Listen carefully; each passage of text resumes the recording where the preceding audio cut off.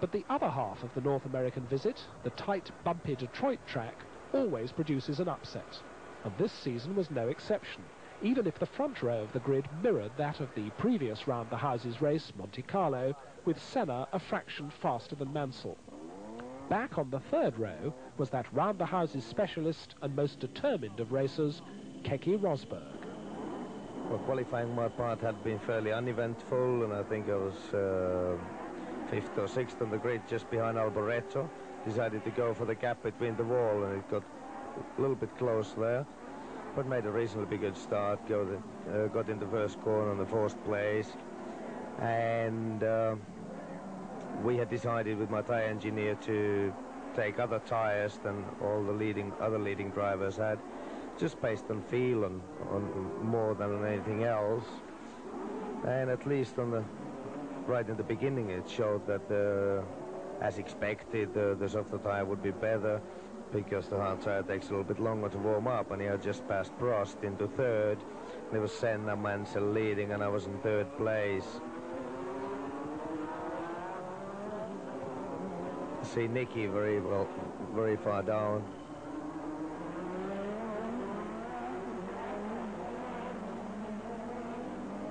Yeah, Senna is still leading. I think I'm 2nd already in this picture. And unfortunately, camera missed it here, but I've just taken the lead from Senna after about 7 or 8 laps. Tires and car were working very, very well. And although we had some bigger problem with the engine, maybe compared with others, still in Detroit, it all seemed to be going extremely well.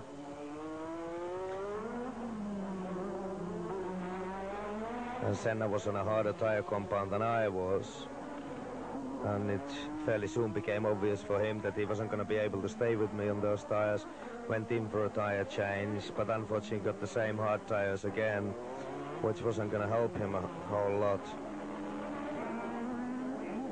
And after Senna went in for the pits, I was really traveling on my own, just watching for the gap for the others.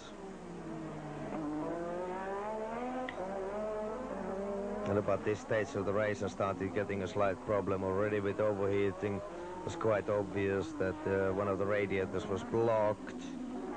Here Senna has just come out of the pits with his new tires, cold tires, clips the tire wall there and pulls one tire out.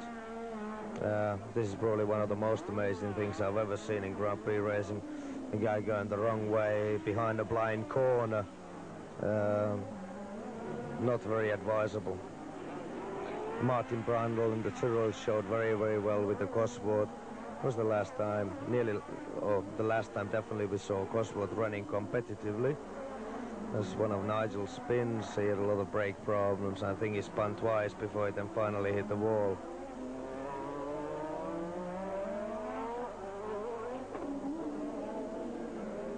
This corner where Prost is now hit the wall was the worst during the race.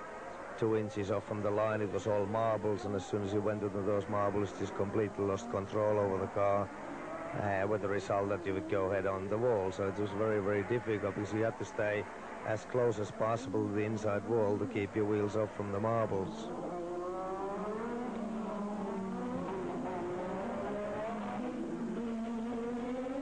Nigel's still not going to give up. There's Senna in again for the next set of tires, hoping that it'll get some softer stuff this time.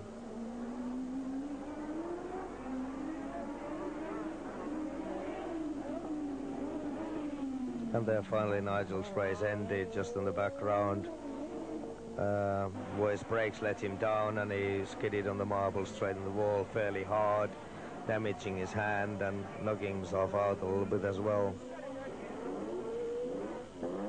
There's Elio in for a new nose, new wings.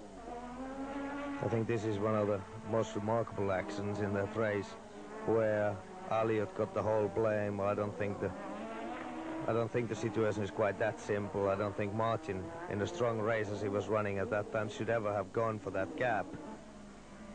And here I'm coming in the pits now, finally, to get the paper removed. I've radioed the pits in advance, told them I was coming in because of the paper and the radiators. I didn't see the paper removed. I only saw that I got new tires. Went out again, and because I collected some new paper again right out of the pits in the first corner, obviously my temperature never went down, and the language I used over the radio at the pits was not quite printable, because I assumed that the paper never got removed. I only got new tires, and that's not what I wanted. So here Stefan Johansson was running second, who got very, very close to me because of my pit stop. By the way, those sparks are because the car was bottoming very heavily due to our very soft rear springs, which we used in order to get maximum traction. But then once I got the temperature into my tires again after pit stop, I pulled away from Stefan. And although the engine was running 120 degrees for the last laps, it still held together, and Honda had won in America again. Come on, bloody hell. Being managed by the same agency, it was quite a happy one too for Stefan and myself. Even Anthony Mars, our circuit commentator, got his share of champagne there.